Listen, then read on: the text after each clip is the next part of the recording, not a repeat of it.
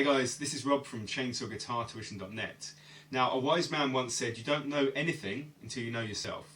Now, I think that's very true of guitar playing, because over my years of teaching, I've seen very different styles of playing and very different styles of learning. Now, I've condensed them down today into 5 different basic types. Each one of these types has strengths and weaknesses. So if you find yourself fitting into one of these categories, or multiple ones of these categories, more than one, you may be doing some things really well, but on the other hand, there are things that each type tends to neglect. So that's what we're going to talk about today.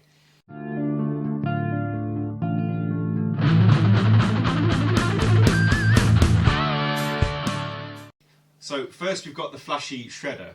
Now these guys are great for getting up on stage and playing an awesome solo, or like a bit of finger tapping, sweep picking, all of that kind of thing. You've got a great drive to learn, and you spend a lot of time practicing technique. On the other side of the coin, sometimes you'll tend to pick up stuff that's maybe too difficult and attempt to play stuff that you're really not ready for yet because it sounds cool, it sounds flashy.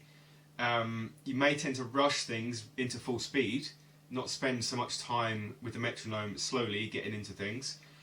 And the things you learn might be based on what sounds flashy and not what sounds musical. So you tend to neglect things like rhythm playing, so chords, chord patterns, chord shapes, chord inversions, strumming, playing just melodic stuff. Next we have the studious studier. Now, if this is you, your motivation is more about technique, and you probably like really technical music. You study hard and practice regularly for hours, possibly a day. Things you want to watch out for is getting stuck in your comfort zone, because your technique's so good, you tend to, these kind of people tend to not push themselves for fear of being a bit sloppy. Sometimes it's okay to be a little bit sloppy if it helps the music. So don't forget, it's about the music, not how much maths you can put into a song. Next we have the Campfire Musician, and you probably play acoustic, although you could play electric. You're more focused on the rhythm though, the rhythm playing. You'd happily play, replace the jukebox at a local club, or just sit around a campfire playing well-known songs. The downsides is you kind of get to a certain point and stop. You learn the basics, you learn your open chords, your bar chords, and then not much happens after that. So I'd watch out for not going further. I mean, there's plenty more to learn. Chord voicings, different chord positions, more advanced chords, more strong patterns. Because if you get down to it, a lot of these players end up with 1 or 2 strum patterns that they reuse. So there's definitely more things out there than what you already do. Next, we have the blues man or woman who plays for the emotion, plays for the feeling, and you probably like string bends, and you probably use the pentatonic scale a lot, and the blues scale, and it's about emotion more than it is about technique. If this is you, you should be aware that good technique and proper technique does not make you boring, unimaginative, or unmusical. Okay, the technique you're using on the guitar just enables you to play better guitar. It doesn't affect how musical you are.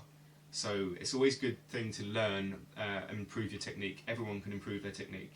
The blues scale and the pentatonic scales are great, but why not try the Dorian mode or the Mixolydian mode, both of which are very bluesy sounding modes. You can actually mix them. If you go to there's an article on my website about these modes, you can actually mix them with the pentatonic scale, just like you mix the blues scale with the pentatonic, the blues note.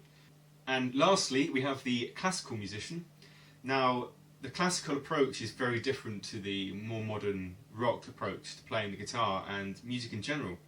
If you're the classical type, you can probably sight read anything you're given, within reason, I think. Which means have a piece of music in front of you and you can play it straight away. You've probably also got a good command of technique, guitar technique and music theory. The only problem is when someone says, oh, just jam on this, or we're in this key, just play a solo. Because I tend to find that classical style musicians aren't so great at improvising.